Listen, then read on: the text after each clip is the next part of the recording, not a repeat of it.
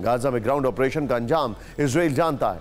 Ground operation का मतलब महायुद्ध भी हो सकता है। इसे आप मुस्लिम देशों की रेड लाइन के तौर पर भी देख सकते हैं, क्योंकि ईरान ने 24 घंटे में तीसरी बार इसका संकेत दिया है। एक तरफ ईरान इजराइल को धमकियां दे रहा है, दूसरी तरफ ईरान समर्थित हिजबुल्लाह ने इजरायली डिफेंस फोर्स के मरकेबा टैंक को टारगेट करने का दावा किया है। हिजबुल्लाह ने एक वीडियो जारी किया है। वीडियो में इजरायली लेबनान बॉर्डर पर गाइडेड मिसाइल अटैक के जरिए टैंक को तबाह करने का दावा किया गया है। इस बीच हिजबुल्लाह ने एक और वीडियो जारी किया है। इस वीडियो में हिजबुल्लाह के लड़ाके युद्ध की ट्रेनिंग करते दिखाई दे रहे हैं, डमी टारगेट पर हमले कर रहे हैं। इससे इजराइल के खिलाफ युद्ध की तैयारी के तौर पर देखा जा रहा है। हिजबुल्लाह के हमले और तैयारियों के बीच इजरायली डिफेंस फोर्सेस ने भी हिजबुल्लाह के ठिकानों पर बड़ा हमला किया है। आईडीएफ ने लेबनान में हिजबुल्लाह के ठिकानों को स्ट्राइक कर तबाह कर दिया है। अभी यह किसी से नहीं छिपा है कि हिजबुल्लाह को इजराइल के खिलाफ हमले का हौसला ईरान से मिल रहा है, क्योंकि ईरान लगातार तेल अवीव के खिलाफ आक्रामक तेवर दिखा रहा है। पिछले 24 घंटे में ईरान की तरफ से 3 विनाशक धमकियां सामने आ चुकी हैं, जो मुस्लिम देशों से महायुद्ध के खतरे को बढ़ा रही हैं।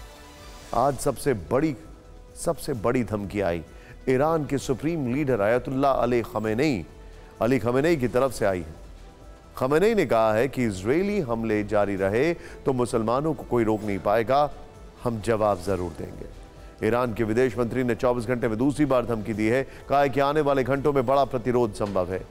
इससे पहले भी ईरानी विदेश मंत्री ने इजरायल को चेतावनी दी थी। कहा था कि गाजा में घुसपैठ हुई तो इजरायल उसके ही सैनिकों का कब्रिस्तान बन जाएगा।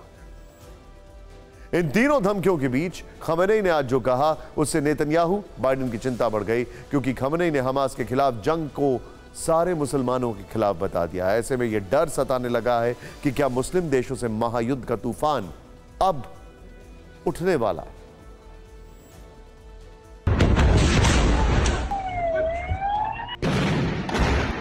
इजराइल जैसे ही गाजा में ग्राउंड ऑपरेशन शुरू करेगा, क्या ईरान इजराइल के खिलाफ जंग के मैदान में उतर जाएगा? क्या गाजा में इजराइल के ग्राउंड ऑपरेशन का मतलब महायुद्ध की शुरुआत है? इसकी आशंका आज और बढ़ गई है। आज ईरान की तरफ से सबसे बड़ी धमकी सामने आई है। ये धमकी ईरान के supreme leader Ayatollah Ali Khamenei ने दी है।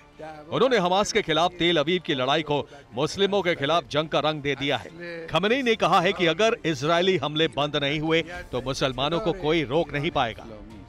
अगर चुनांचे इन जनायत इदामे पैदा कने मुसलमान‌हा बीताब मिशन, نیروهای مقاومت بیتاب میشن، کسی جلو اینا رو دیگه نمیتونه بگیره. اینو بدانن، توقع نکنن از کسانی که نگذارید فلان گروه فلان کارو بکنه. खमेनेई ने ईरान की जगह मुस्लिमों का नाम लेकर इजराइल हमास जंग का दायरा बढ़ा दिया है। खमेनेई की चाल क्या है वो समझिए। खमेनेई सभी अरब या मुस्लिम देशों को इजराइल के खिलाफ एकजुट करना चाहते हैं। खमेनेई की कोशिश हमास के खिलाफ लड़ाई को मुस्लिमों के खिलाफ हमले का नैरेटिव देने की है, ताकि सभी मुस्लिम देशों को साथ लाया जा सके। खमेनेई अरब देशों से समर्थन जुटाने की अमेरिकी कोशिशों को झटका देना चाहते हैं। सारे अरब देश अगर इजराइल के खिलाफ साथ आ गए तो इस युद्ध में इजराइल अमेरिका अलग थलग पड़ जाएंगे। इजराइल और हमास के बीच जो जंग थी, वो जंग अब इजराइल बनाम मुस्लिम देश किया जा रहा है, इजराइल बनाम मध्य पूर्व किया जा रहा है। तो असली खतरा यही है जिसके बारे में इजराइल बात कर रहा है, क्योंकि इजराइल का कहना है कि अगर हमने अभी हमास को खत्म नहीं किया तो हमास के लोग फिर आएंगे, फिर आकर वो हर इजरायलियों का नरसंहार करेंगे। इसलिए हमें हमास को खत्म करना है। लेकिन वहीं दूसरी तरफ हमास के नरसंहार को आप कहें तो आंखें मूंद कर उसे इस रूप में दिखाने की कोशिश की जा रही है कि अब ये इजराइल बनाम मुस्लिम देशों की लड़ाई होने जा रही है। एक तरफ बाइडेन कल इजराइल पहुंच रहे हैं, वो जॉर्डन और मिस्र भी जा सकते हैं। बाइडेन वही रूट अपना रहे हैं जो ब्लिंकन ने अपने पहले दौरे में अपनाया था। अमेरिकी विदेश मंत्री ब्लिंकन पहले से ही अरब देशों से हमास के खिलाफ समर्थन जुटाने के लिए नॉन स्टॉप दौरे कर रहे हैं, बल्कि उनके इन दौरों के पीछे एक और स्ट्रैटेजी है, और वो स्ट्रैटेजी है कैसे ही हॉस्टेजेस को छुड़ाया जा सके, क्योंकि उसमें अमेरिकन हॉस्टेजेस भी हैं। दूसरी तरफ ईरान भी जंग के बीच अपनी मोर्चाबंदी बनाने में जुट गया है। खबर है कि ईरान के रक्षा मंत्री ताजिकिस्तान के दौरे पर पहुंचे हैं। दौरे पर दोनों देशों के बीच कई रक्षा सौदों पर मोहर लग सकती है। यह ईरान की मुस्लिम देशों को एकजुट करने की तैयारी है, जैसा कि हमने अपनी रिपोर्ट में आपको बताया। खमेनेई के बयान के पीछे भी ईरान का यही दाव है। खमनेई के साथ ईरान के विदेश मंत्री भी 24 घंटों में 2 बार इजरायल को धमकी देकर अपने जंगी इरादे जाहिर कर चुके हैं।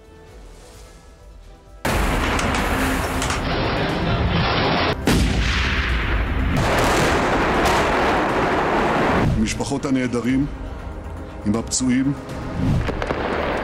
जंग के मैदान में गाजा की धरती धमाकों से दहल रही है। महायुद्ध की मोर्चाबंदी में विनाशक धमकियां दुनिया को डरा रही हैं। गाजा के ग्राउंड ऑपरेशन और महायुद्ध के बीच सिर्फ इन धमकियों के अमल में आने का फासला है। एक दिन पहले ईरान के विदेश मंत्री ने ईरान के जंग में शामिल होने के सवाल पर कहा कि हमारे सारे विकल्प खुले हैं।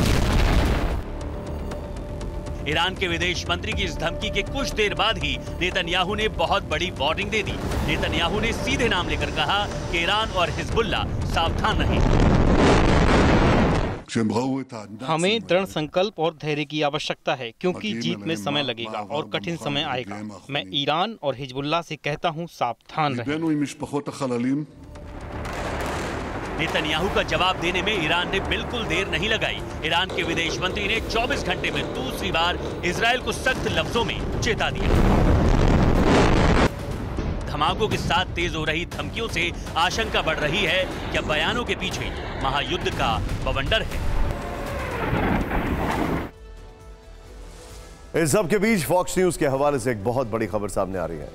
बाइडेन प्रशासन ईरान को बैलिस्टिक मिसाइल कार्यक्रम पर संयुक्त राष्ट्र के प्रतिबंधों को समाप्त करने की अनुमति देने के लिए तैयार हो गया है।